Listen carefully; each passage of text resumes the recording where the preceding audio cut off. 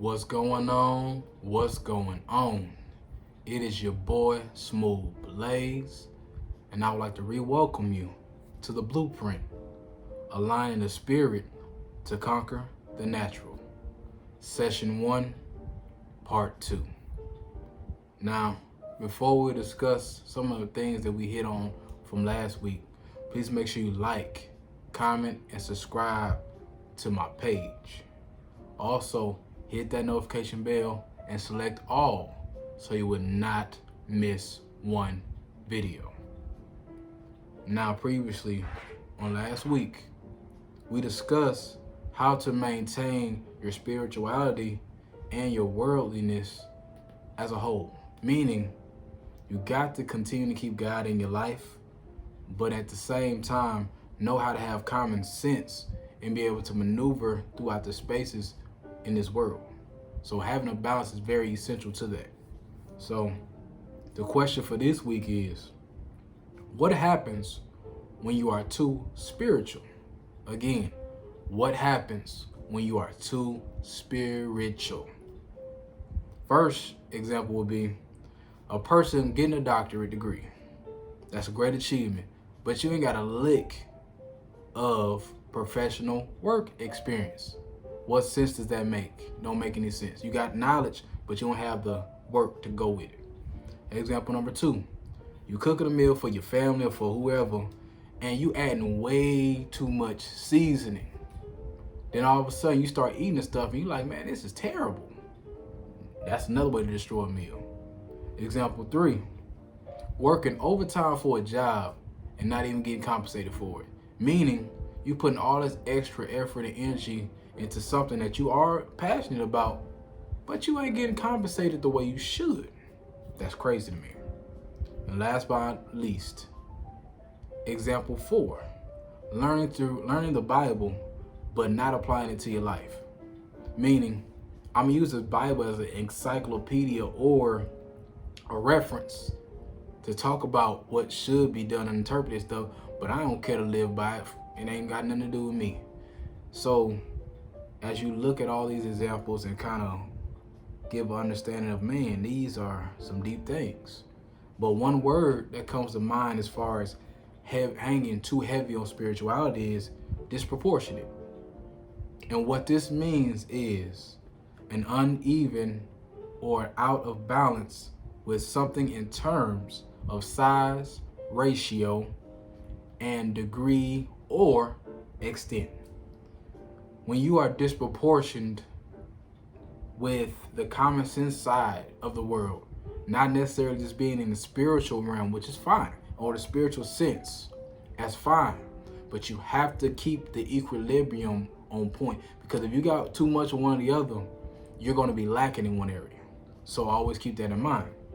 Now, here are some techniques that I use to keep for myself to avoid being way too spiritual. Meaning, I lose sight of what the worldly side is here and how to maneuver in the world. So here's some things that I use to make sure I don't keep myself in check. Number 1, understanding that God made us imperfect. Meaning, we're going to make mistakes, we're going to fall short, we're going to do things that we ain't supposed to be doing. That's the reality of it, but God made us that way. That's 1. Number 2, we all have skeletons in our closet. So honestly, let he without sin cast the first stone. So we shouldn't be throwing stones at nobody, because we all done things in our past that we want to keep in our past. Let's just keep it G with ourselves. Number 3, embrace where God has brought you from, but never forget your past. Never get to the point in life where you're doing well, you going above and beyond, you arising from your circle, you're arising from where you from, your neighborhood, this, that, and the other, and forget what it felt like to struggle.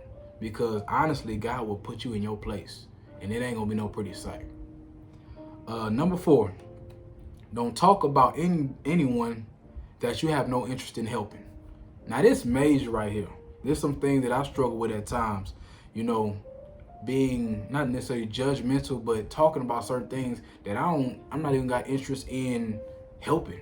So my thing is like, if I speak about something moving forward, let me make sure I put action and energy towards helping this person so they can get on their feet, he or she, whatever the situation is about. Number 5, remember that God's grace is the reason why you are here. Meaning, we all don't deserve anything. God knows what we did last night. God knows what we said to that person that pissed us off.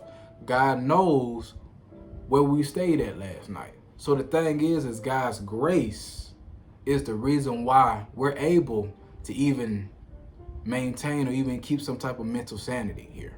So always keep that in mind.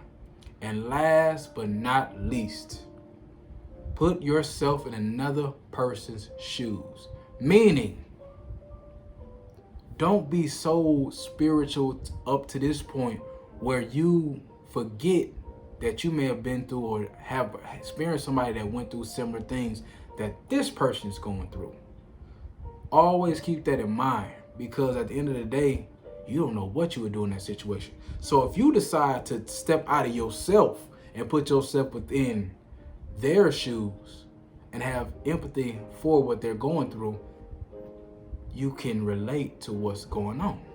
So these are the 6 things that I use for my technique. You don't have to use them for yourself. You can create your own list, but at the end of the day, be accountable for what you do. In addition to that, allow God to be the head of whatever you're doing. Whatever you have, whatever your gifts are, let him rule that. And that's real talk. Stop doing everything on your own. But as we close, I would like to thank you for taking the time out to check out my video and the Blueprint series. Just make sure you like, comment, and subscribe to my channel. Also, select that notification bell and hit all so you will not miss one single video.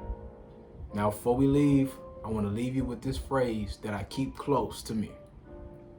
We cannot control the hand that was dealt for us, but we can move with a purpose. It is your boy, Smooth Blaze, and I'm signing out.